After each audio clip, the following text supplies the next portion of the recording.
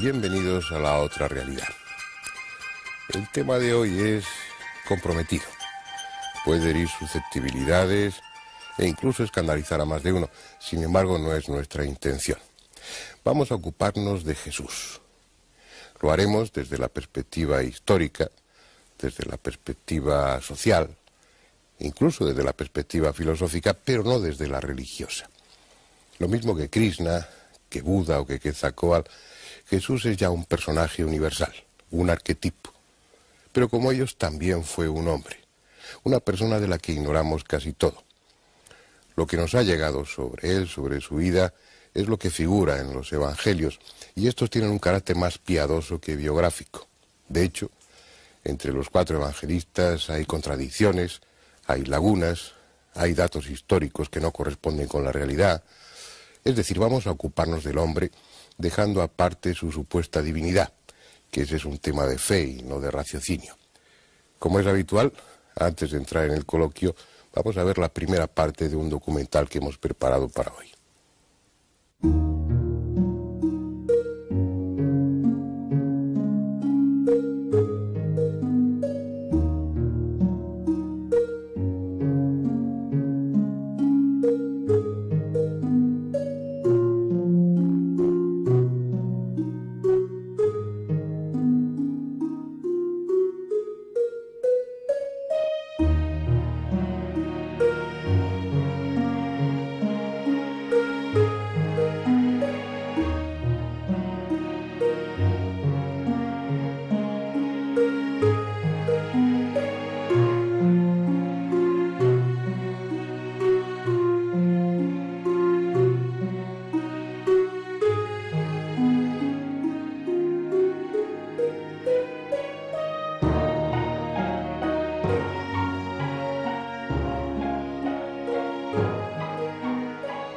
Para la cultura occidental, Jesús es un personaje sobradamente conocido, al menos en apariencia, porque la realidad es que la imagen que de él tenemos nos ha llegado a través de la predicación, de la catequesis y de las clases de religión, sin otra referencia que el relato dejado por los 4 evangelistas, lo que comúnmente se conoce como el Nuevo Testamento.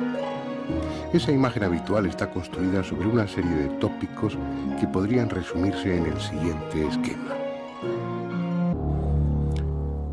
Jesús nació en Belén de Judá a finales del reinado de Herodes el Grande. Como sus padres, era de la estirpe de David, aunque fue concebido de forma milagrosa. Su madre, María, recibió la visita del Espíritu Santo que la cubrió con su sombra, de modo que quedó encinta sin perder su virginidad. De esa manera Jesús tuvo una doble naturaleza, divina y humana.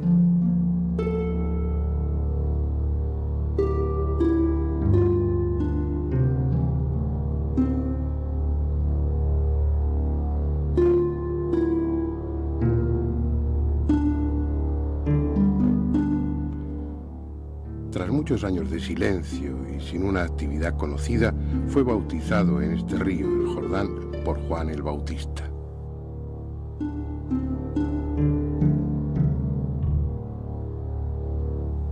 Inmediatamente después se refugió aquí, en el Monte de la Cuarentena, también conocido como Monte de las Tentaciones, a las afueras de Jericó. Es el lugar que sirvió de escenario a uno de los momentos clave en la vida de Jesús. Solo, sin otra compañía que la de las fieras y la de los ángeles, metafóricamente sus instintos y su espiritualidad, alcanzó el grado de evolución necesario para trascender su condición humana, lo que simbólicamente se manifiesta venciendo las tentaciones del demonio y asumir su compromiso como redentor. Tras ese periodo de ayuno y meditación abandonó este paraje para iniciar lo que se ha dado en llamar su vida pública, dirigiéndose a Cafarnaún, donde comenzó a predicar la inminente llegada del reino de Dios.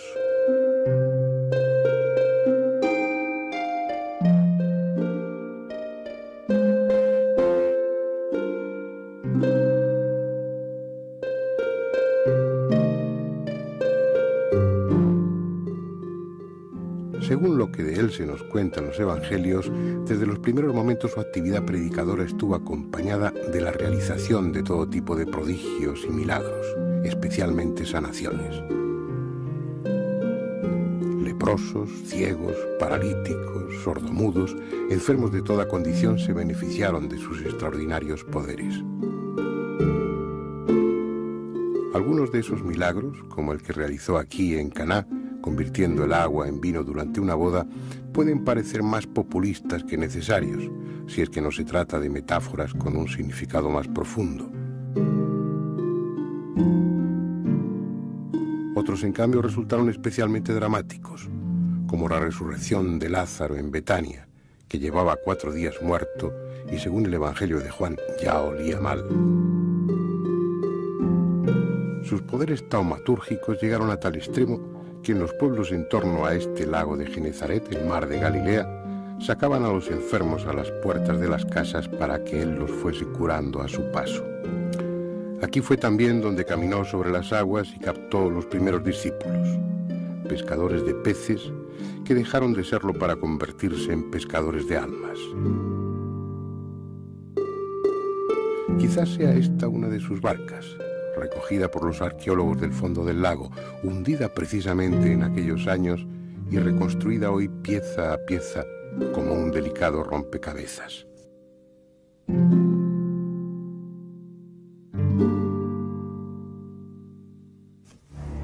Ese esquema de vida aprendido en escuelas y catequesis nos habla también de su entrada triunfal en Jerusalén, conmemorada cada año en el Domingo de Ramos por centenares de peregrinos que recorren la ciudad en procesión.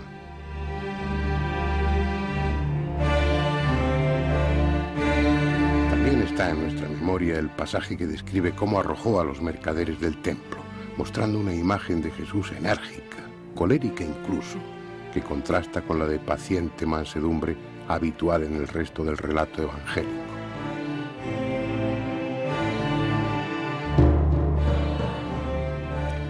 Ese mismo esquema, innumerables veces repetido y por todos aceptado, nos dice que aun siendo el Mesías que el pueblo esperaba, su mensaje resultó tan distinto y desestabilizador para las jerarquías judías que éstas intrigaron hasta conseguir que las autoridades romanas lo detuvieran.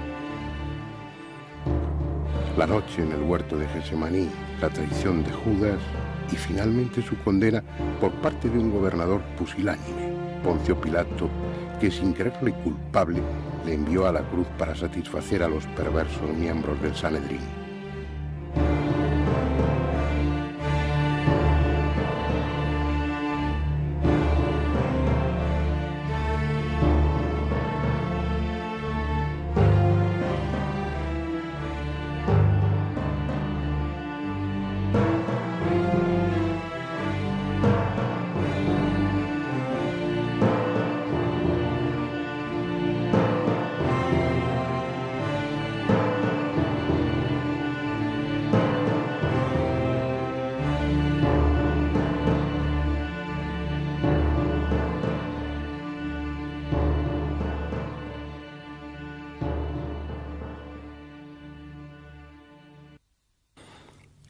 Sin embargo, no todo acabó ahí.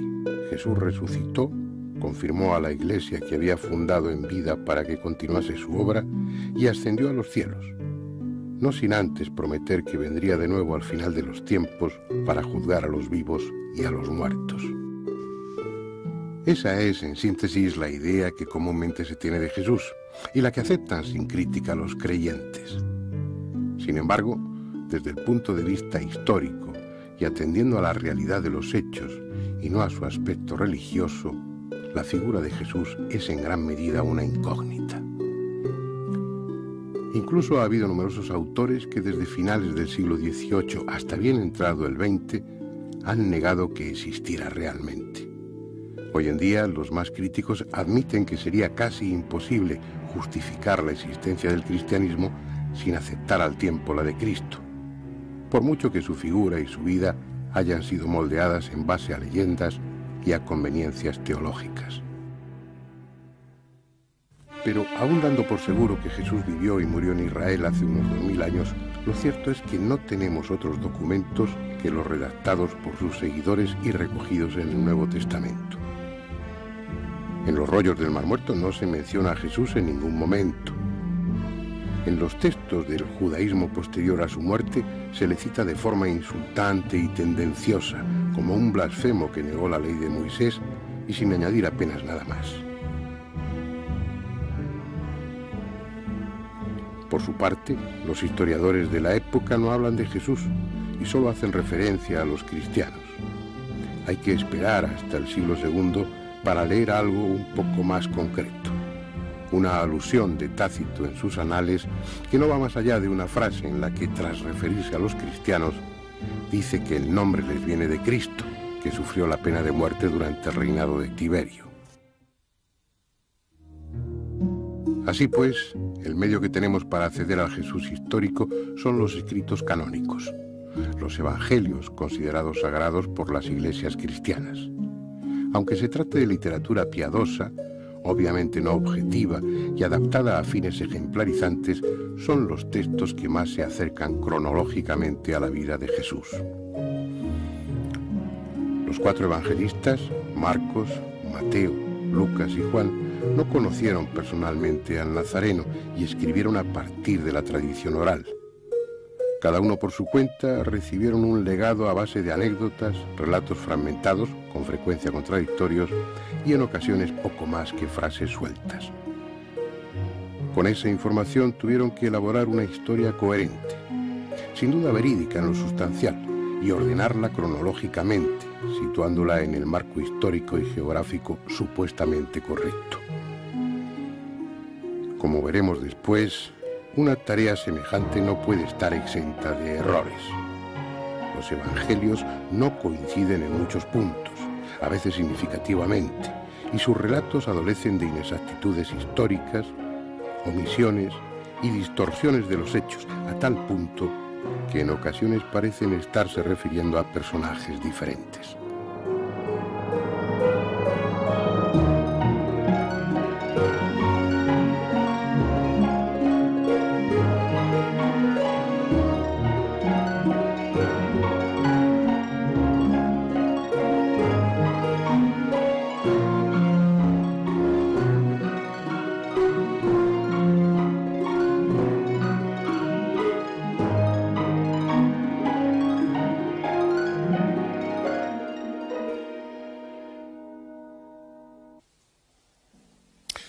Bien, vamos a ver a nuestros invitados de hoy, comenzando por la derecha.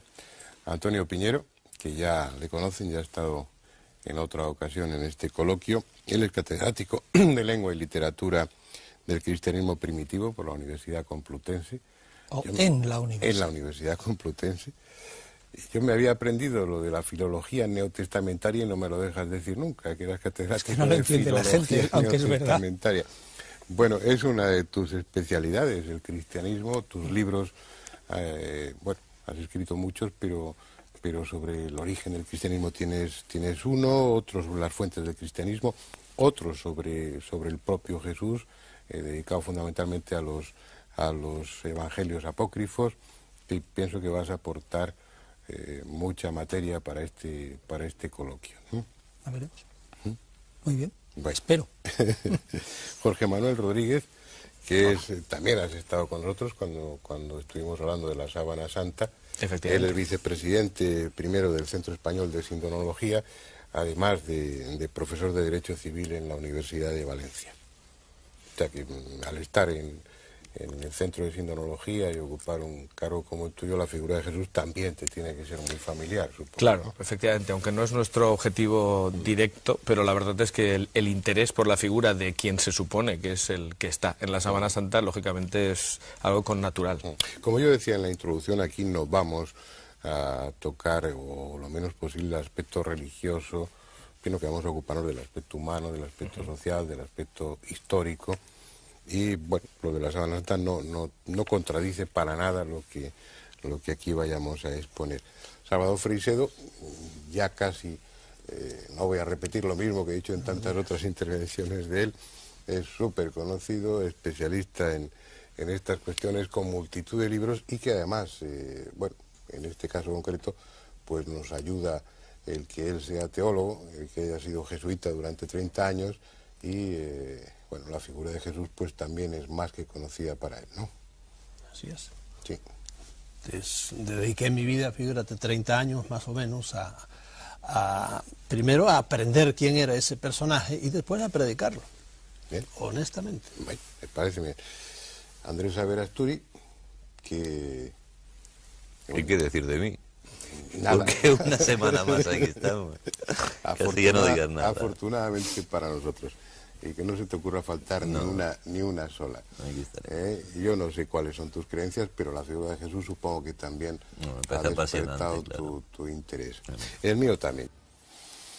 Bien, desde el punto de vista religioso, esta sociedad nuestra está muy familiarizada con la figura de Jesús, ha formado parte de nuestra educación en el colegio, en nuestro ambiente social, pero a pesar de todo hay muchos aspectos de Jesús que son desconocidos, fundamentalmente porque los evangelios no se escribieron durante la vida de Jesús, sino que se escribieron después, y porque además hay contradicciones entre ellos.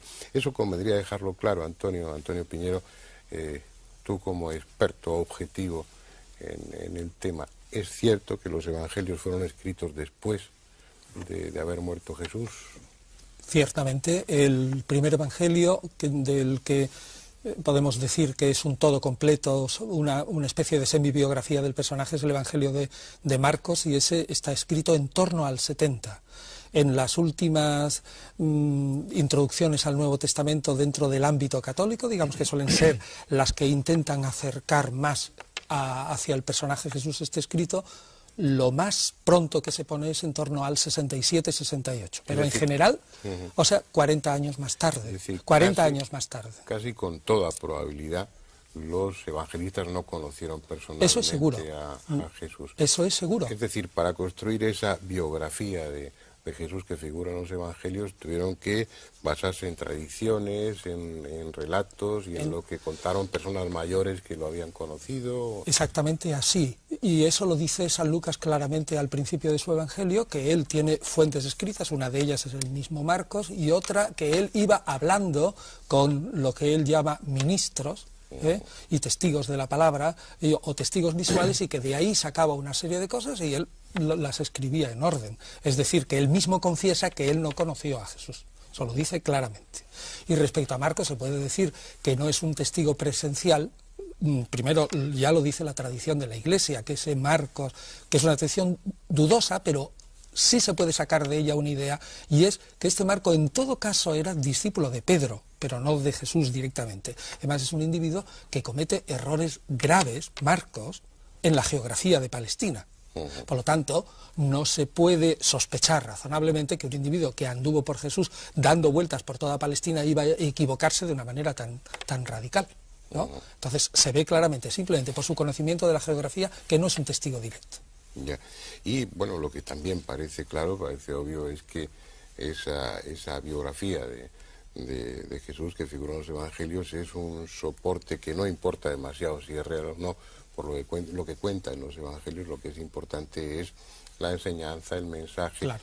Y colocar todo eso en torno a una persona, o dando a esa persona como fuente de ese mensaje y situando a esa persona dentro de un contexto geográfico e histórico, eso ya es el segundo papel de los evangelios. El fundamental es transmitir un mensaje. Bueno, vamos a entrar en el coloquio, que no quiero que lo monopolicemos entre tú y yo. ¿Por dónde lo enfocamos? A mí me gustaría poner una cuádruple visión del personaje. Y 4 puntos de vista. El primer punto de vista yo le llamaría el punto de vista de Kriveliov, un ruso, que escribió todo un libro y reunió todos los testimonios. La posición del ruso: Cristo no existió. Y hay mucha gente que cree que no existió físicamente. Y no solo él, sino que en la teología, para mí, teología es sinónimo de mitología. Pero hubo, por ejemplo, Bullmann es uno de los... Eso lo dices tú, que eres teólogo. Sí, no es que yo no creo ya en eso. Y me gusta el tema. Yo, después de que me salieron los jesuitas, entonces cuando realmente empecé a profundizar en la teología, pero ya sin aquel arnés que tenía antes. Pero para hacer una breve mi intervención, Bullmann, por ejemplo, entre la teología protestante es uno de los más avanzados. Y llega a decir esto, que no es muy importante si Cristo existió o no existió, lo importante es la fe en Cristo. Y lo siguieron Schweitzer y gente de valer, lo cual para mí es un disparate tremendo. Bueno, segundo, la segunda podía ser lo que dice la posición de Antonio Piñero. ¿Qué dice Antonio Piñero? Lo dirá él, ¿verdad? Y si lo digo mal, que lo diga. Cristo fue un ser normal, nació normalmente, y luego la tradición, los biógrafos, la devoción y los siglos le fueron echando encima cosas y lo convirtieron en lo que es. Tercera posición, la de la Santa Madre Iglesia Católica, que dice lo que dice. Cristo nació de siempre Dios, hijo de Virgen, y desde de toda la eternidad, y parecía parte de una Trinidad, etcétera, etcétera. Todo lo que sabemos, la teología de la cual yo me imbuí. Y por último, yo quiero poner una cosa muy personal, que no es que lo diga yo, sino que lo he descubierto muy tarde. Es el Cristo budista. El cristianismo es un budismo occidentalizado, porque yo por muchos años no, porque siempre me lo echaron para nada. Me recuerdo el padre Henri de Lubac, era un jesuita muy famoso, y dijo, nada más sugirió, que había cierta influencia en el Antiguo Testamento, había cierta influencia budista, ¿verdad? Y apuntó algo incluso en el Nuevo Testamento. Un buen día el profesor de, no sé, de teología, por supuesto, de una de las muchas disciplinas dentro de la teología, nos dijo, el padre Lubac ha sido retirado de la biblioteca. Y lo silenció completamente A nosotros nos lo retiraron, lo silenciaron, y Lubac estuvo por mucho tiempo. ¿Por qué dijo eso? Pero ahora, modernamente, me he dado cuenta de que realmente el cristianismo es un budismo occidentalizado. Y Cristo era un personaje prácticamente que trajo el budismo acá, el primitivo cristianismo, el de las actas de Tomás y por ahí.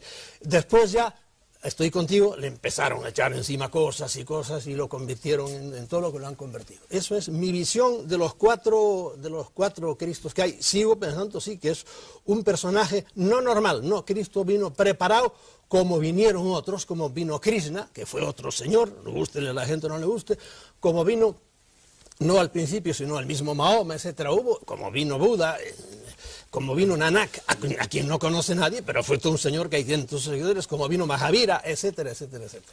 No, pero vamos a ver, Salvador, lo que yo creo que no es correcto desde el punto de vista histórico que tú digas que Jesús trajo el budismo a Palestina. Eso es desconocer un poco, o desconocer cuál es el ambiente. Yo te puedo dar pruebas. ¿Cuál es el ambiente de Palestina en el siglo I?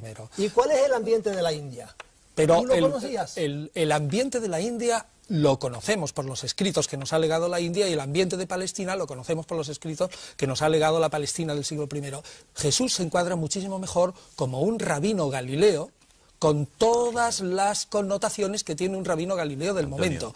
Y las similitudes con el budismo son las similitudes esenciales que tienen unas religiones con otras, porque responden a sentimientos que son, o a exigencias que son humanas, que son exactamente iguales en la India, donde nace el budismo, que en Palestina.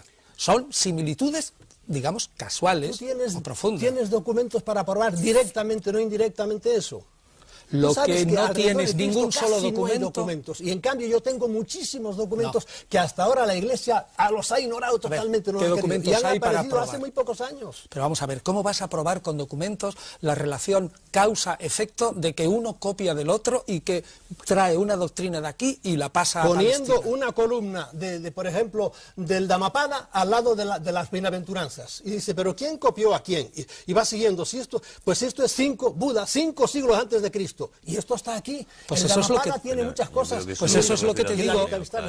Lo que te digo, que eso pertenece al impulso esencial de todas las religiones. Hombre, que por eso se parecen. Es esencial, pero cuando lo tienes escritito aquí y lo bueno lo tienes escrito aquí, no solo una cosa, son muchísimas cosas. Pero es que ahí entran en el juego, Salvador, otros elementos, como yo he leído en los trabajos de Antonio.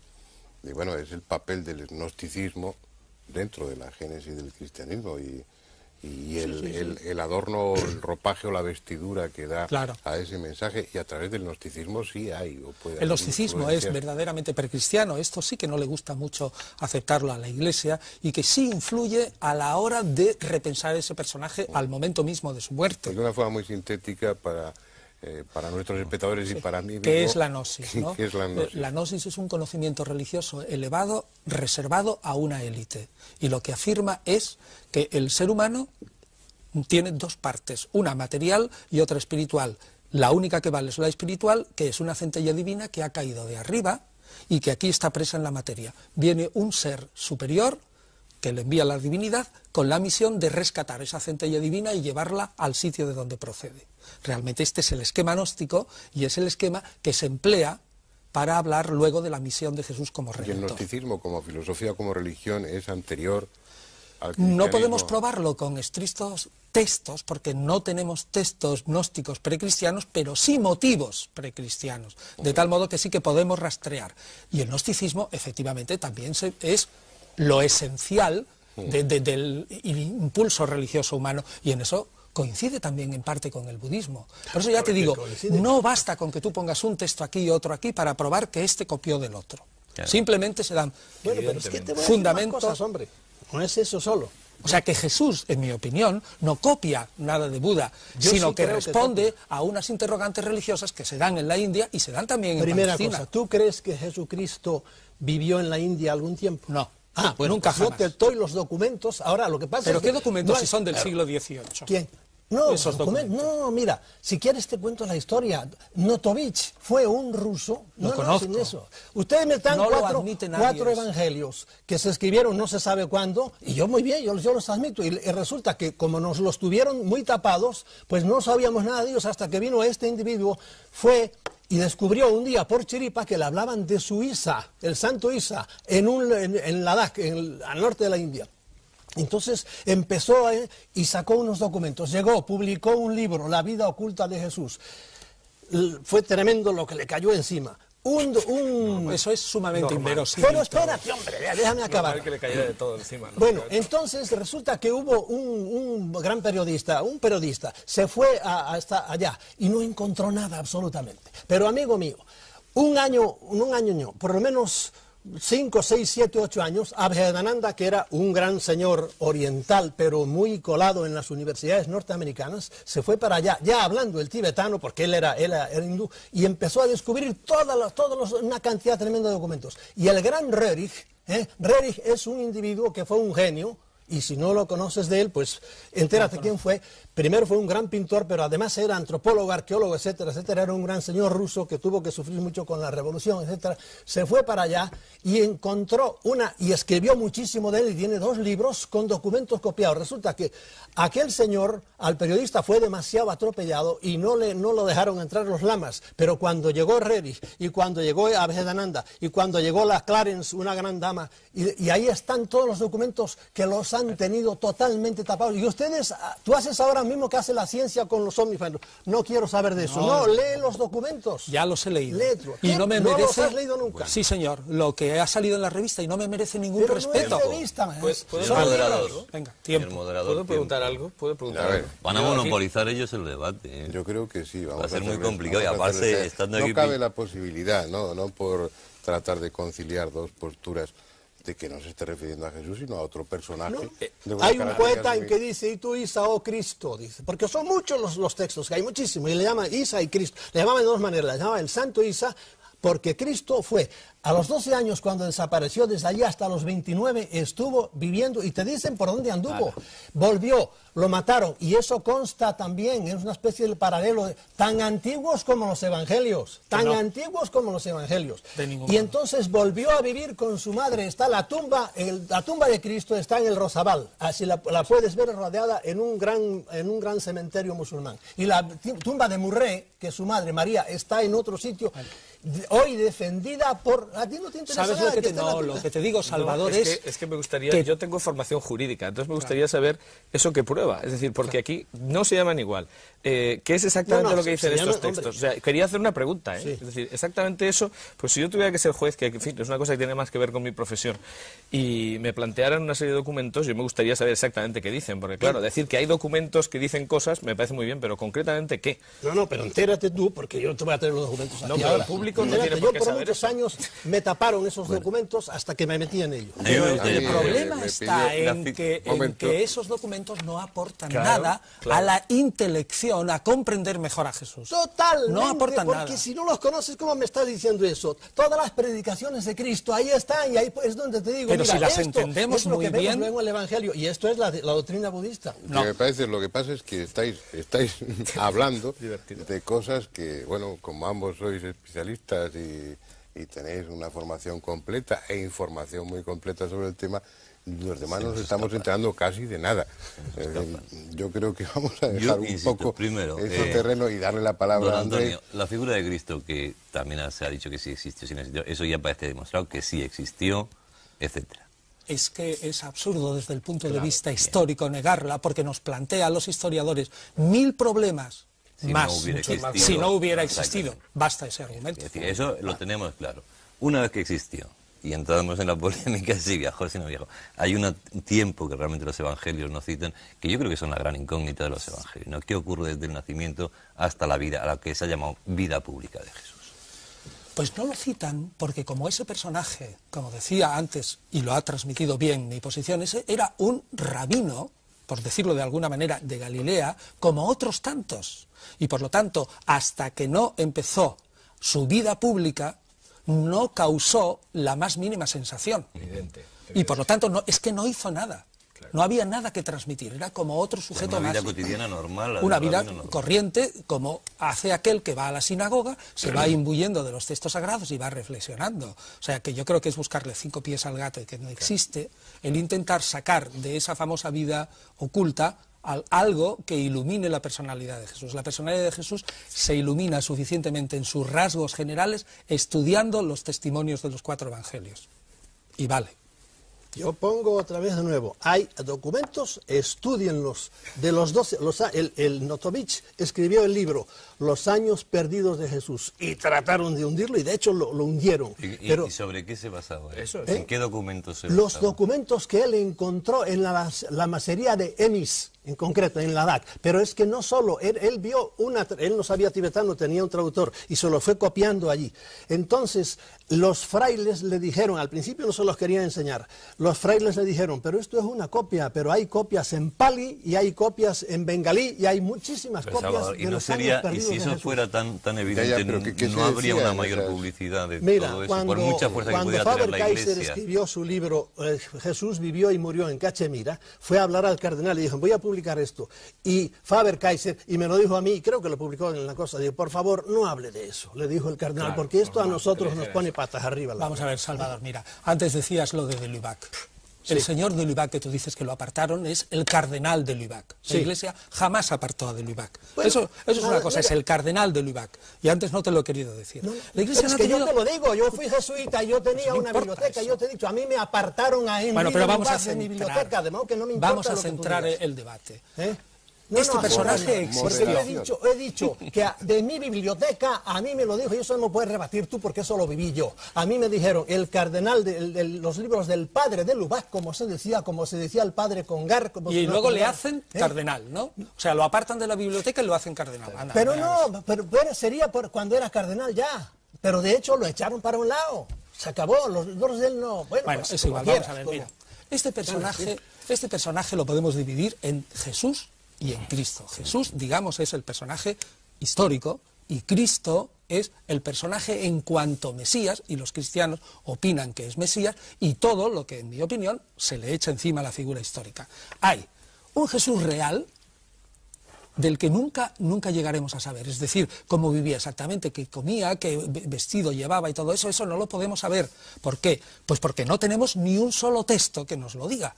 Solamente lo podemos adivinar a base de textos parecidos de cómo vivía la gente en el siglo I. Luego hay otro Jesús de la historia, que es más o menos... Palestina, ¿verdad? Cuando él andaba por otro sitio no estaba en Palestina. Pero que, bueno, bien, dejemos eso. Hay otro Jesús histórico... Hay otro Jesús... No pongas cosas. ¿Tú quieres hablar de la síndrome? ¿Tú qué dices tú de la...? De eso hablamos en otro programa, pero... en este, por ejemplo, el documento que dieron los alemanes diciendo este señor que estaba enterrado en esta cosa estaba vivo. ¿Qué dices tú de eso? Pues que no es que lo diga yo, es que todos los forenses que han estudiado el tema dicen que no es verdad. Pero aquellos forenses, ¿verdad? Dijeron que sí, que era cierto, ¿eh? No, pero es que no es cierto. Se dijo en base a... Dices tú, yo te digo lo contrario. Bueno, yo le digo, pero yo lo que quiero decir, cuando afirmo algo, intento decir por qué. Que es otra cosa que yo siempre me gusta que la gente diga. No, yo afirmo tal cosa, pero explique por qué, porque tenemos tiempo para hacerlo. Bueno, pues yo intento hacer eso. Es decir, ¿qué se dijo? Precisamente fue el año 39. Hubo alguien que dijo, sangró, luego los muertos no sangran, luego evidentemente estaba vivo. Bueno, lo que pasa es que luego los estudios forenses te dicen, si le dan a uno una lanzada en la aurícula derecha, efectivamente ahí sí hay sangre en una persona muerta, por tanto no hay ninguna contradicción. Y por otro lado, se puede distinguir perfectamente entre el líquido pulmonar, por ejemplo, que sale, o la sangre de zonas que ha sangrado estando vivo y estando muerto, y se puede distinguir perfectamente. O sea, esto no está en discusión. Eso se dijo en el año 39, cuando se había estudiado muy poco, y de las Sábanas Santas tenía una foto más o menos potable, la del año 31, y una muy antigua de lejos, de 1898, y no se había estudiado prácticamente nada. O sea, los estudios del año 78 y las fotografías posteriores y todo coinciden, o sea que eso no se puede discutir. Es decir, eso de que estaba vivo es una afirmación que contradice un hecho. Volver otra vez al Eso tema dices tú, y yo te digo que no es así, porque después del año 39 es el documento del que te estoy hablando yo. Mucho después del año 39. Pues ya se había hecho. Vamos a volver al tema de Jesús, porque me parece mucho estoy más dando un apasionante. poco de cuerda, en el mejor sentido de la palabra, en esta primera parte. En la segunda voy a mostrarme un tanto violento para llevaros a un cauce que nos sirva a nosotros y a los espectadores para entender algo más sobre la figura de Jesús. La primera incógnita sobre el Jesús de los Evangelios es la de su nacimiento. No sabemos cuándo nació. Mateo dice que fue en tiempo de Herodes. Afirma que fue cuando el censo de César Augusto, siendo Quirino gobernador de Siria. Pero lo cierto es que Herodes murió en el año 4 antes de nuestra era y el censo fue en el año 6 o 7 de esta era. Es decir, hay 10 u 11 años como mínimo entre ambas fechas. Uno de los dos, Mateo o Lucas, se equivoca, si es que no se equivocan uno y otro. Tampoco es cierta la matanza de los inocentes por orden de Herodes. Histórica y socialmente es un puro disparate. Los evangelistas fabricaron piadosamente un nacimiento rodeado de circunstancias extraordinarias que fuesen acordes a la grandeza del personaje. Lamentablemente no se pusieron de acuerdo al hacerlo, y además de no saber cuándo nació Jesús, ignoramos a ciencia cierta dónde. Mateo y Lucas dicen que en Belén, en tanto que Marcos y Juan sostienen que en Nazaret. Los peregrinos que acuden a Belén convencidos de que van a orar en el lugar donde nació Jesús, en la gruta que hay en la iglesia de la Natividad, se equivocan casi con toda seguridad. La tradición más sólida señala a Nazaret, tal como se dice en los evangelios de Marcos y de Juan. En todo momento Jesús es nombrado como Jesús de Nazaret y no como Jesús de Belén. Incluso en sus inicios, los primeros cristianos son conocidos como la secta de los nazarenos. La realidad es que Mateo y Lucas se inventaron lo de Belén para que la figura de Jesús se adaptase a la profecía que anunciaba la llegada del Mesías y que éste nacería en Belén de la estirpe de David. Consecuentemente, Mateo y Lucas también se inventaron una genealogía de Jesús que le hiciese descender del rey David. Pero como cada uno lo hizo por su cuenta, tenemos dos árboles genealógicos de Jesús que no coinciden y son imposibles de combinar entre sí. Aunque la virginidad de María es dogma de fe para los católicos, tampoco los evangelistas coinciden en ese punto. Mateo y Lucas lo afirman, en tanto que Marcos y Juan no lo mencionan. A cambio, en varios pasajes se hace referencia a Jesús como hijo de José de Nazaret o simplemente como hijo de José. Incluso Mateo y Marcos aluden con toda naturalidad a los hermanos de Jesús, citando hasta sus nombres: Santiago, José, Simón y Judas. Fue solo a partir del siglo II, ya asentado el dogma de la virginidad, cuando en los evangelios apócrifos se justifica el tema diciendo que esos hermanos procedían de un matrimonio anterior de José. Tampoco históricamente la cuestión importa demasiado. Era práctica habitual en el pasado atribuir a los héroes y personajes relevantes un nacimiento virginal. Así se hizo con Buda, con Alejandro Magno, con Ciro el rey de Persia, con Apolonio de Tiana. Incluso a los dioses precolombinos, como al azteca Huitzilopochtli, se les asignó un nacimiento igualmente virginal. La única deducción lógica es que su nacimiento, lo mismo que su infancia y juventud, son una pura especulación redactada bastantes años después de su muerte, cuando el cristianismo empezaba a tomar cuerpo. Los pocos datos relativamente fiables son los que corresponden a su vida pública y aún así están sazonados convenientemente para mejor ajustarlos a la doctrina que sus seguidores construyeron en torno a su figura. Por ejemplo, cuando inicia su misterio en Cafarnaún, lo hace anunciando la inminente llegada del reino de Dios. Esa urgencia en su mensaje, ese aviso de algo que está a punto de suceder, es indiscutible incluso para los exégetas católicos. Os aseguro que todo se cumplirá antes de que pase esta generación, se recoge textualmente en el Evangelio de Mateo. Se ha cumplido el plazo, el reino de Dios está cerca, anuncia en el Evangelio de Marcos. Está refiriéndose al final del mundo, al comienzo casi inmediato del anunciado por los profetas reino de Dios. ¿Qué sentido tenía entonces fundar una iglesia para continuar su obra? Su predicación es clara, hay que dejarlo todo, posesiones, trabajo, familia, porque ya no hay tiempo. Es ese el aspecto más peligroso de su mensaje para el poder establecido. El anuncio de una teocracia, el retorno del Dios Yahvé para reinar sobre Israel implicaba el fin del poder romano, el fin de las instituciones, el final de cualquier autoridad humana o material. Además, ese mensaje no surgía como algo aislado, era uno más dentro del ambiente de agitación que se vivía en Galilea. La ocupación de Roma no era solo la ocupación del país, era por encima de todo la usurpación de un poder y unos atributos que correspondían a Dios, el único rey lícito de Israel.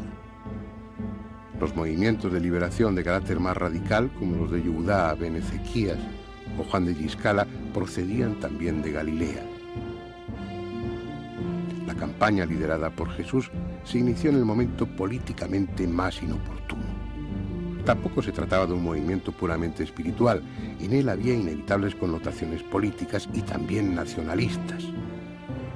La universalidad que se le ha querido dar a su mensaje poco tiene que ver con lo que en los propios evangelios se recoge. Es el mensaje de un israelita dirigido a los israelitas en el seno de las tradiciones y creencias religiosas de ese pueblo. Quizás resulte inadecuado para los creyentes, pero al margen de la fe es lo que la lectura desapasionada de los evangelios refleja y lo que, por otra parte, resulta históricamente lógico.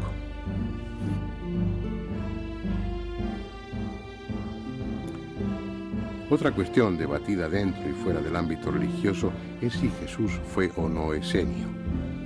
Los manuscritos del Mar Muerto, encontrados en Qumran, retratan a su fundador, el maestro de justicia, con perfiles muy parecidos a los de Jesús.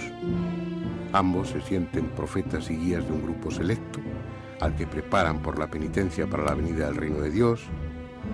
Ambos son celosos de la ley mosaica. Ambos se enfrentan contra ciertos estamentos del judaísmo oficial. Ambos tienen un esquema dualista de la vida espiritual, reducida a la lucha de Satán contra Dios. Ambos sostienen que el fin del mundo es inmediato. Sin embargo, al final de su vida Jesús modificó su orientación inicial, ocupándose más del fondo, de lo esencial, y dando menos importancia a los detalles rituales y a los preceptos. Tal vez tuvo contactos e influencias esenias, pero si perteneció a la secta, debió retirarse de ella. Respecto a su muerte, todo parece señalar que, en contra de lo que se sugiere en los evangelios, debe atribuirse a los romanos y no a los líderes judíos. El papel mesiánico asumido por Jesús, sobre todo en su última etapa, le colocó inmediatamente en la posición de enemigo de Roma y, como tal, como revolucionario mesiánico, fue condenado a muerte. El que esa decisión favoreciera los intereses de los saduceos, que se beneficiaban de su posición de intermediarios entre el pueblo y el imperio, no quiere decir que fueran ellos los promotores de tal condena. A la postre, Aunque sólidamente argumentadas por filólogos e historiadores, estas interpretaciones aquí expuestas no resuelven plenamente el enigma. Tan solo aportan una visión diferente, más acorde a las circunstancias políticas y sociales que vivió Jesús, pero también incompleta. No es posible ya saber cómo era, cómo sentía o cómo pensaba. Y acaso no importe. Su papel como arquetipo, como modelo para muchos, hace siglos que trascendió al personaje humano.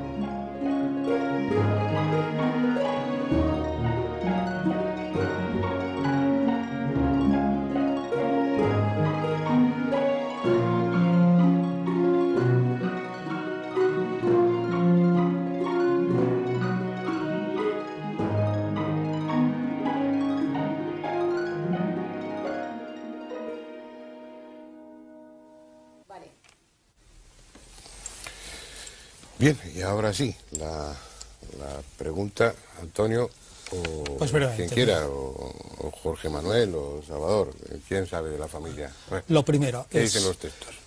Marcos y Juan les importa o aparentemente no demuestran ningún interés por la virginidad perpetua de María. Claramente tampoco ni Mateo ni Lucas. Los evangelios hablan espontáneamente de los hermanos de Jesús y dan los nombres. Es absolutamente raro que evangelios escritos en griego empleen continuamente la palabra hermano y si fueron primos, como se dice, jamás empleen las palabras primo. Una llamada que hay siempre que se habla de este tema, y algunos nos ha ocurrido en radio, siempre hay 50 llamadas de personas que dicen en griego la palabra hermano se utiliza para todos los amigos, los que formaban parte del grupo y tal. Eso no es verdad tampoco. Y más concretamente a los hermanos e hijos de hermanos, en hebreo. En hebreo sí hay un texto, pero vamos a suponer que la gente tenga razón de que el sentido hermano tiene un sentido amplio, pero el máximo argumento es que la Iglesia primitiva no se preocupó en absoluto nada de la virginidad absoluta hasta en torno al 150, y no todos. Tenemos en el 200 y pico testimonios de Tertuliano, incluso casi de Orígenes, que lo único que les importa es demostrar o afirmar que Jesús tiene un nacimiento espectacular y sobrenatural. Lo que hiciera la Virgen después no le importó nada a la Iglesia primitiva. Eso es un dogma, digamos, que se va formando lentamente y que hasta el siglo IV de una manera no aparece claro. Por lo tanto, digamos, lo más espontáneo es entender los textos y admitir que los primeros cristianos creían que Jesús había sido concebido milagrosamente, pero que una vez que el héroe, que es Jesús, no los hermanos, María siguió su vida con su marido tan tranquilamente. Esa es, digamos, la intelección normal, y es, por otra parte, la intelección de todos los exegetas protestantes y de algunos católicos. No obstante, aquí el problema está en que a veces, efectivamente, lo que dice Antonio es razonable, pero no obstante hay algún argumento ajeno precisamente a la filología que puede ser interesante, y es que, por ejemplo, yo esto lo he oído alguna vez y también me parece razonable, y es que si Jesús en la cruz entrega a su madre a un amigo, eso es una irregularidad absoluta dentro de lo que es la costumbre hebrea, porque si hubiera tenido otro hermano, se hubiera quedado con sus hermanos, se acabó.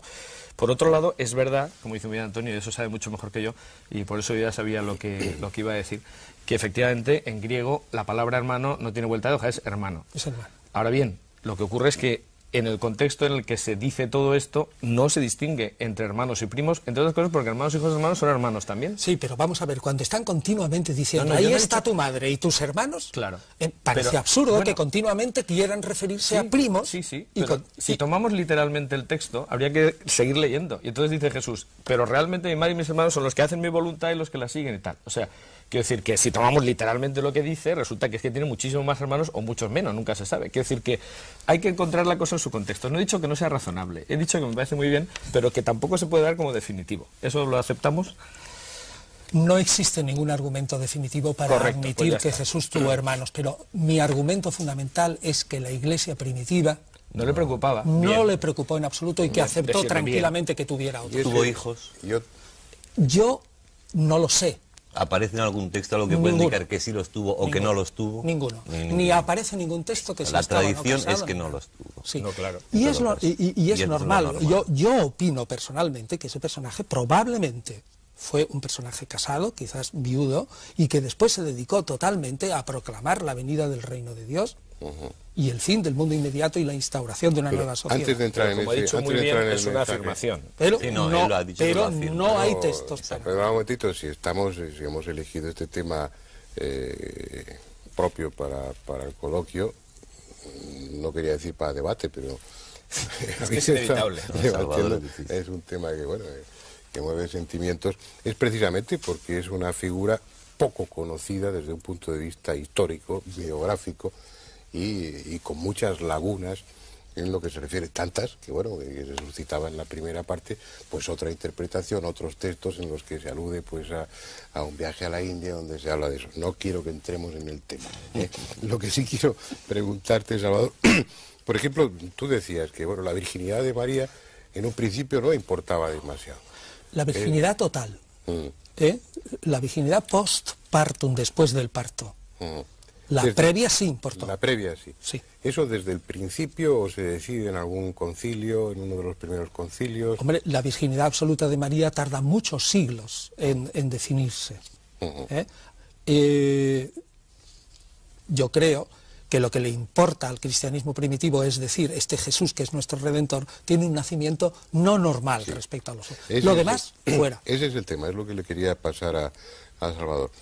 Esto no es una excepción, es decir, multitud de personajes religiosos, y ni siquiera religiosos, como Apolonio de Tiana y como el propio Alejandro Magno, se les atribuye enseguida, como pasó con Buda, como pasó con Huitzilopochtli, como pasó con personajes de panteones religiosos de todo el mundo, se les atribuye inmediatamente una concepción virginal.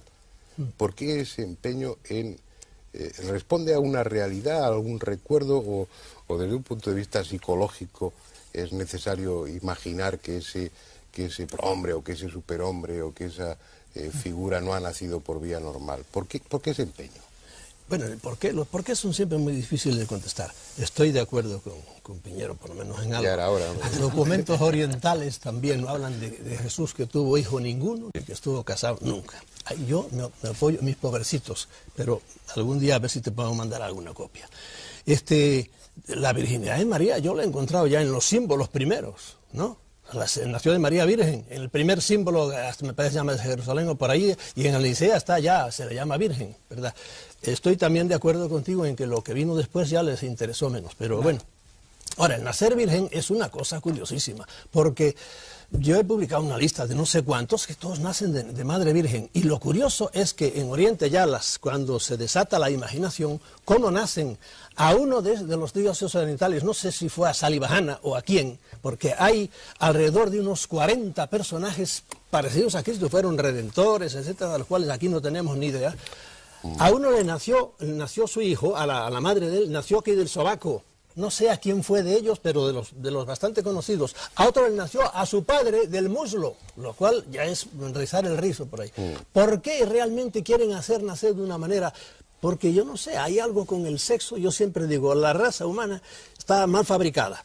Y hay cosas que han dejado sueltas y entre ellas es el sexo, ¿verdad? Y el sexo, en el budismo, por ejemplo, el sexo también se mira igual que en el cristianismo. Hay una especie de rechazo y los monjes budistas todos son también célibes, etcétera, etcétera, etcétera. Los porqués yo no lo sé. Yo creo que son la necesidad de hacer un tipo extraordinario, ¿no? De no hacerlo igual que los demás. Entrar todos de una manera solemne entrar de una forma distinta en el mundo, que no es tanto la preocupación, seguramente. Luego la sexual sí que es posterior. Porque implica en sí mismo una contradicción. Estamos hablando de limpieza, de que es algo que se le añade al personaje después, y estamos hablando de una época de muchos años en la vida de Jesús en concreto en la que no se sabe prácticamente nada de él. Hombre, es que he visto... Si realmente objetivamente hubiera nacido una madre virgen, habría sido famoso desde ese momento de su nacimiento. El caso habría sido comentado en todo el mundo. Eso es antiguo. uno de los principales argumentos. El nacimiento de Krishna es casi igual, y eso sí también, la eso hay muerte documentos, también, ¿no? Casi exactamente igual que el de Krishna. Que hizo la Virgen de Baki, etcétera, etcétera. Por eso hablábamos, yo hablaba en la introducción de que es un arquetipo, es algo que encuentras en muchas culturas, muy parecidos. Es una imagen del Redentor es la imagen de un hombre que viene a revelar unas enseñanzas, a dar un mensaje, que es un mensaje de esperanza, mezclado también con el catastrofismo, pero es casi una constante en todas las... Y coges a Quetzalcóatl y puedes establecer una similitud, un paralelismo con la figura de Jesús. Coges a Krishna también y coges a otros muchos personajes religiosos del mundo que lleva muchos miles de años. Me está dando ganas de contar un chiste, quiero decir que... Pues puedes contarlo, mira, sí, aliviamos el... En fin, no sé si... Espero que nadie se lo tome a mal. Ayer, hablando precisamente de que iba a intervenir en un programa en el que, lógicamente, iba a salir la historicidad de Jesús, alguien me dijo una cosa que no me resisto a contarla, y es los paralelismos que existen entre el Cid y Franco, con perdón, ¿no? Es decir, porque resulta que... No, con perdón de si... Es decir, yo en Franco no suelo mencionarlo mucho, ¿verdad? Pero, en fin, es decir, porque... Claro, claro. Porque y es curioso, pero lo voy a repetir porque me hizo mucha gracia. A lo mejor nadie más le hace gracia, pero este amigo me decía, si te das cuenta, hay un paralelismo clarísimo entre la figura del Cid y Franco, hasta el punto de que dentro de 2000 años alguien podría terminar pensando que es una reelaboración entre uno y otro. Y entonces yo dije, hombre, eso no puede ser. Me dijo, sí, fíjate, fue proclamado en Burgos. Eso es, lógicamente, algo que se ha tomado de la figura del Cid. Se casó con una asturiana, exactamente lo mismo que el Cid. Sus nietas emparentaron con pretendentes al trono de Francia, exactamente igual que el caso del Cid. Hay del Cid referencias a que los moros le llamaban, y hay textos escritos que le llaman el perro gallego. Esto lógicamente está tomado y se ha elaborado la figura de Franco a raíz de esa otra. Es decir, que haya paralelismos, pues es muy interesante, la verdad es que puede ser muy curioso, pero como elemento de prueba, la verdad es que es un poco... se tiene que quedar ahí, ¿eh?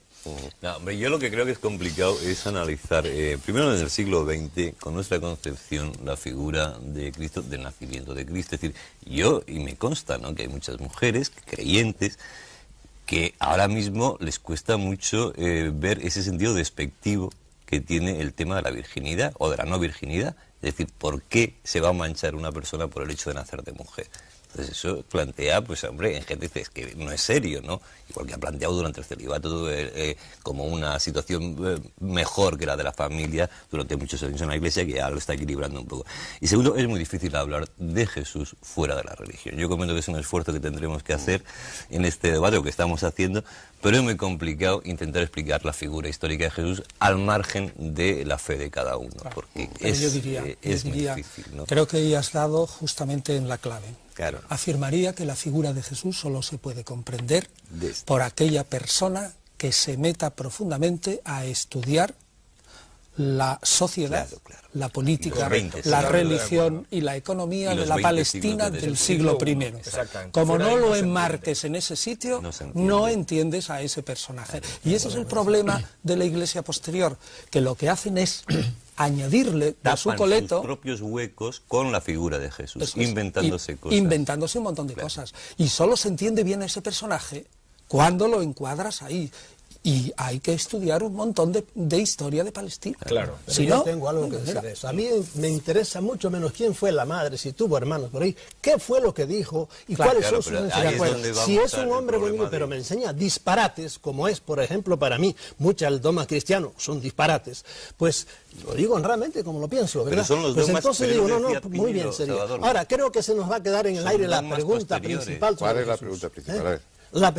¿Es Dios o no es Dios? Y ahí entraríamos en qué es Dios. Ese no es el tema del debate. Eso es el debate. En la introducción... Óyeme, si a un individuo que dice que es Dios, me le quitas eso para hablar, vamos a estudiarle, bueno, si quiere muy bien, la cara que tenía por ahí, perfecto. Él nunca dijo que estamos hablando de la figura humana. Él nunca dijo que era No, Dios. yo no me meto nada. Perfecto, en eso estaré de acuerdo contigo. Nunca lo dijo. Bueno, lo que pasa es que, según los textos evangélicos, lo condenaron por algo parecido, porque realmente fue por blasfemia, ¿no? La lectura de los textos evangélicos hay que hacerlo a un nivel y a otro nivel. Una lectura es esa. Le condenaron como, digamos, un individuo que fastidiaba a un modus de pensar judío, pero el mismo texto evangélico te dice claramente, en cuanto bajas un poquito y lees entre líneas, pero muy poco, que lo que condenaron fue por ser revolucionario contra un poder establecido que era el romano. El problema que tengo yo con esto es que eso es una interpretación. No, ahí no hay ninguna interpretación. Si no lo pone el texto... Lo pone el texto. Y lo pone el texto claramente, que es condenado por Poncio Pilato como rey de los judíos. Lógicamente. Y eso Claro, es lógicamente, una porque- acusación Bueno, estrictamente no, política. Lógicamente, pero Estrictamente también hay que política. tener presente Los que a Poncio políticos Pilato mentían le entonces importaría tanto como un hoy. pito que si le decían que era Dios, porque Poncio Pilato admitía la existencia de dioses diversos. O sea que, lógicamente... Pero si es que jamás le condenan por decir eso. Bueno, claro, la autoridad romana, pero la autoridad judía, desde luego, no le resultaba indiferente. Es decir, en un momento en el que solamente citar la palabra de Dios ya era blasfemo, no se podía decir, la verdad es que, quiero decir, no es tan raro, ¿no? Es decir, y el texto lo que pone es eso. Otra cosa es que uno interprete que eso no fue la causa. Perdona, yo creo que ahí hay una gran confusión. Políticamente incorrecto en su época, incluso. Políticamente por ahí, correcto, claro, lógicamente, y claro, el era un juicio mensaje muy ante los romanos subversivo, era un tiene que mensaje ser que decía que había que adecuado dejar a su mentalidad. aunque fuera sábado, buscar el cordero y todo aquello, se pegaba de bofetadas con todos sus colegas, en el caso de que fuera rabino y todo lo demás. Pero a los romanos les daba igual eso, Bueno, no podían condenarlo por eso, yo creo que claramente los romanos no se implican y le condenan a muerte por política, porque era un problema para... Que es la acusación que se puede utilizar en ese momento, porque es que pero tampoco no se puede utilizar por otra. decirse Dios, le condenan por político. Lógico, pero no... Por razones Estamos políticas. hablando de la muerte, estamos hablando de las causas de la muerte, de las circunstancias. Ni siquiera tenemos claras las circunstancias del nacimiento. Yo no sé si nació en Belén o nació en Nazaret. No, ese es el problema de No Jesús. sé si realmente venía de los fariseos o no sé. Pero fíjate, Antonio, que ese es el problema de Jesús y de todos nosotros, porque yo No sé recuerdo sus un artículo de Fernando planteamientos. Jiménez del Oso sobre el Belén en las pasadas Navidades, el disparate que es un Belén, que es un poco la idea elemental que podemos tener todos los cristianos ahora mismo. Entonces, toda la serie de incongruencias que se ponen en un Belén, desde los cerditos, creo que hablabas tú de los cerdos por allí Imagínate pastando, cerditos lo en de un el contexto empadronamiento, todo eso, es decir, la religión que sabemos, la leyenda, no lo sé cómo llamarlo, ¿es cierta o no es cierta? No. Hubo un empadronamiento, degollaron a todos los... No. Nada de eso es probable históricamente. Bien, me alegro mucho que hayas dicho probable. No es probable antes has hecho una históricamente. afirmación demasiado fuerte y es a la que he reaccionado. Eso nunca lo dijo, no lo sabemos. O sea, si no sabemos otra cosa tampoco podemos saberlo. No, En las y escrituras. probablemente... Pues probable, no lo venga, dijo. eso lo admito. Verás, lo primero es muy verosímil que naciera, como tú dices, en Nazaret y no en Belén, y que más tarde, como ya existe la idea de que él es el Mesías, y hay una tradición, porque hay otras, ¿no?, sobre todo fundada en el profeta Miqueas, en el capítulo 5, de que el Mesías ha de nacer en Belén, se le hace nacer en Belén. Pero lo más probable es, conforme a la manera de nombrar a un personaje en la época, es que ese personaje naciera en Jesús Nazaret. de Nazaret y los nazarenos, era como se Etcétera. llamaba la Bien. secta. Segundo, respecto a lo del censo, hoy no hay absolutamente ningún Antes- historiador sí. Bueno, sí. que no afirme claramente, fíjate, y a un católico, que Lucas se equivocó. Es decir, todos admiten... Qué difícil que es eso. Todos admiten en general que eso es Lucas se equivocó en 10 años en lo del censo. Sí, Bueno, pero eso es una prueba diabólica. Decir que una cosa no existe es imposible de probar. Es decir, pruebe usted que no ha estado en tal sitio. Uno puede probar que ha estado en un sitio. Lo que podemos probar es por toda la historia del Imperio Romano que no hubo 2 censos de Quirinos, sino uno solo. Y el único que se hizo fue en el 6 después de Cristo, es decir, probablemente de Además, 10 a 12 que años. Es que hay una incongruencia, por lo poco que yo sé. Es decir, no puede ser del tiempo de Herodes y al mismo tiempo del tiempo de Quirino. No puede ser. Sí. No puede ser. dos cosas Eso es, que está se claro, Eso enfrentan. está claro. historia. Ahí hay un error claro. En lo que referíamos Eso es a... una afirmación, claro. No es una afirmación. No, Esto quiere decir- es un estudio de los textos. Dicen los evangelios, y además todo el mundo está de acuerdo, que nace en la vida de Herodes el Grande. Herodes el Grande muere el 4 antes de Cristo. sí, Y según Quirino nuestra es cronología. gobernador a partir del Siria. 6. A partir del 6 después. Es decir, como mínimo 10 años más tarde. Oye, que que sí, también que no Marcos pasa se coló nada. en lo de Eso es lo que Salomé, decía, ¿no? ¿no? Si es que me he interpretado al revés lo que quería decir. Pero bueno, No, si todo eso en el fondo no tiene ninguna eso importancia. quería decir, Tampoco eso es tiene una Por eso afirmación. estamos hablando del aspecto humano, histórico y demás. Yo creo que lo que importa en un personaje, que es lo que dejamos al margen, un personaje como este, es el mensaje, que bueno, que esa es otra historia, no entramos en ello. No entramos, Pero sí. todo esto sería lo frívolo, lo anecdótico de Jesús. Lo realmente importante para el creyente, Claro. pues es lo que él dijo. Para nosotros lo estamos contemplando no desde la perspectiva del creyente, sino desde la perspectiva histórica, desde la perspectiva biográfica y social y todo lo Hombre, que lo que es importante desde esa perspectiva histórica es decirle a la gente que desde el momento de la muerte de Herodes el Grande hasta el año 60 aproximadamente, que es cuando ya se gesta la gran revolución de los judíos contra los romanos, hay por lo menos 12 mesías. Claro. Como mínimo 12. Claro, claro. Y que los judíos vieron a Jesús como uno más dentro de esos 12.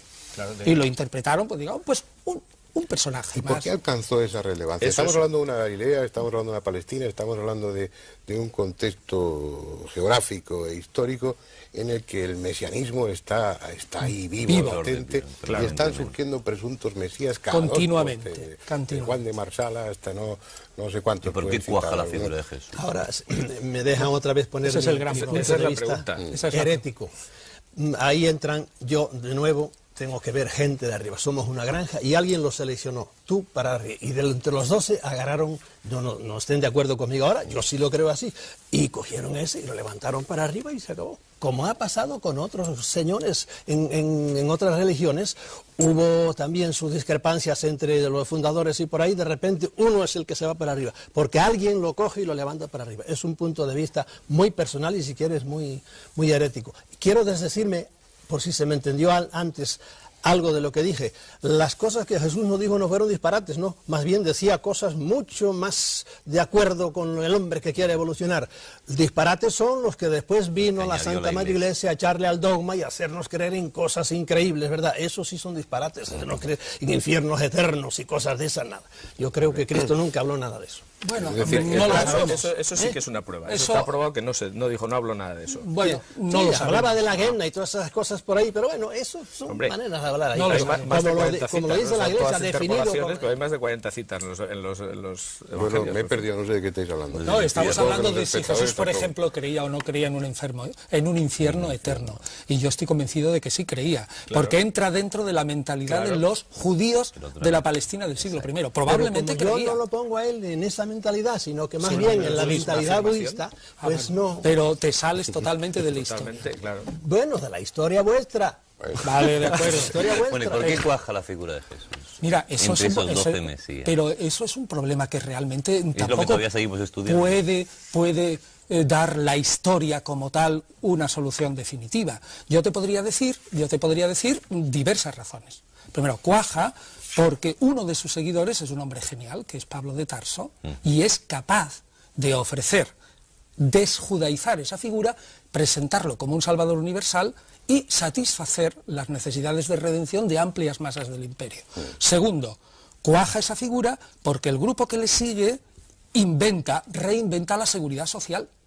Es el grupo que mejor protege a sus huérfanos y a sus viudas, y meterse dentro del cristianismo era un seguro. Tercero, cuaja también porque tiene un talante literario maravilloso. Magnífico. Maravilloso. Es decir, que la predicación sobre los evangelios se hace fácil, porque los evangelios son una lectura bonitas Es y atractivo. fantástica. ¿Eh?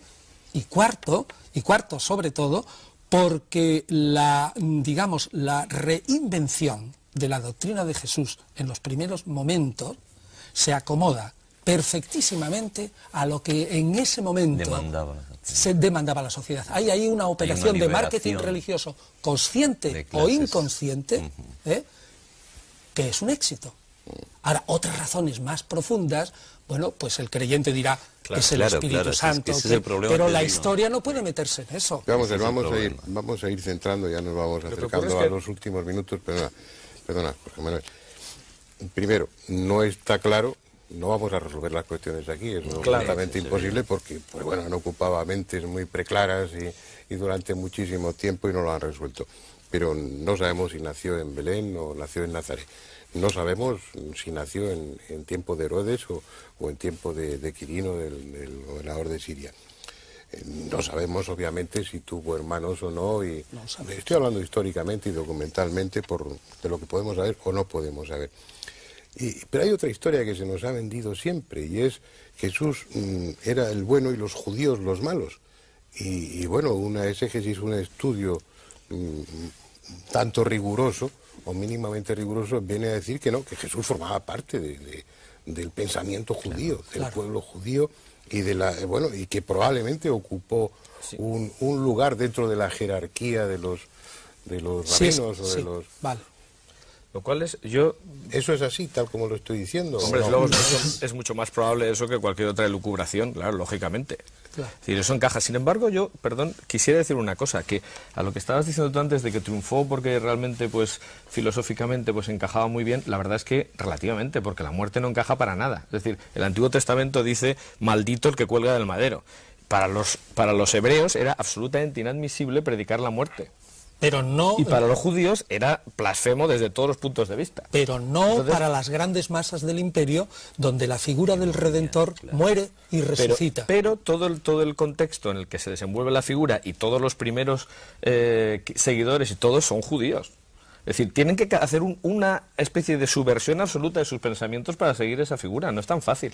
Hay otros mesías que se dan en ese tiempo que eran mucho más fáciles de seguir. Algunos tuvieron verdaderos éxitos, fueron declarados como Cristos, como mesías por los sumos sacerdotes, etcétera, etcétera. O sea, desde el punto de vista humano, tuvo mucho más éxito otros seguidores que además estaban en un contexto en el que efectivamente se esperaba el Mesías, porque la profecía de Daniel encajaba perfectamente en aquellas fechas, ¿no? Y a partir de ahí, pues hombre, es realmente raro pensar que este triunfara porque tenía cartas a favor, pero tenía algunas en contra que eran realmente pasmosas. Ya, pero lo que dice Andrés es cómo triunfa dentro del imperio. Al principio tú te refieres al mínimo núcleo de seguidores judíos, pero cuando triunfa es precisamente cuando se desjudaiza. Exacto. Precisamente cuando se desjudaiza. El gran problema del Antiguo Testamento. Claro, cuando se seguramente, ¿no? desjudaiza. Esa es la clave. Sí, si no digo Que Yahvé no era exportable, por hablar en una terminología moderna, Yahvé no era nacionalista, exportable, y sin embargo Jesús sí era absolutamente, la figura de Jesús Si tú sí la era. desjudaizas. Exacto. Convino a Constantino, ¿no? Y echarlo para arriba. La verdad es que triunfo es muy es bonito. Hombre, lo que parece claro es que al margen del aspecto religioso, pues si es Dios, como piensan los creyentes, pues está todo justificado. Claro. Sin duda. Claro. Pero desde fuera, desde la postura del no creyente, Claro, pero... tienen que haber sido muchas y diferentes las circunstancias Claro, que han influido para que un movimiento filosófico, religioso, espiritual haya prosperado. Pero que ha requerido, como hemos visto a lo largo del coloquio, que para su mantenimiento y engrandecimiento se hayan ido añadiendo elementos ficticios, Lo que ocurre piadosos, es que, convenientes. Sí, pero hay poco tiempo, ¿eh? Es decir, en lo que se tiempo refiere a no, los claro, evangelios... tiempo. No, ya, efectivamente. No, pero me refiero que en cuanto a los evangelios, una mitificación de una figura requiere, como dicen los propios estudiosos del tema, porque este tema huele un poco a naftalina. Es decir, donde surgen las críticas sobre la historicidad de Jesús fue precisamente a partir de los enciclopedistas franceses y después, a principios de este siglo, con Bullmann y compañía, en un ambiente alemán donde el nazismo era incapaz de admitir que Dios hubiera hecho judío, etcétera, etcétera. Es decir, que esto es una cosa antigua. Ni siquiera lo discutimos claro, aquí al inicio del debate, claro, quedaba claro. claro que representa más problemas el negar la historicidad de Jesús claro. que admitirla, ¿no? Claro. Partimos de un acuerdo de que existió realmente como persona, ¿no? Evidente. Bien, vamos a terminar, yo lo siento, como pasa siempre, el tema es muy sugestivo, es apasionado y bueno, pues Y planteo demuestra que efectivamente los que han estado investigando durante estos años no se han puesto de acuerdo en absoluto ninguno. Es decir, todas las teorías alternativas... Perdona, en las líneas generales sí. puntos puede ser. En las líneas generales cada vez existe un mayor consenso entre los con ello, yo estudiosos. me voy despidiendo. Pero nada. No, yo creo que el espectadores entiende. Y bueno, yo creo que sí, que entenderán y que disfrutarán el apasionamiento, que supongo que ellos también lo han seguido con interés y con cierta pasión, porque es un tema que a todos dentro de esta cultura, dentro de esta sociedad nos afecta. Bueno, es un tema que queda ahí. Probablemente con el tiempo volvamos a otros aspectos de la figura de Jesús, porque insisto en que es realmente apasionante. Pero eso será en otra ocasión. Vamos a dejar el programa aquí. Hasta el próximo día.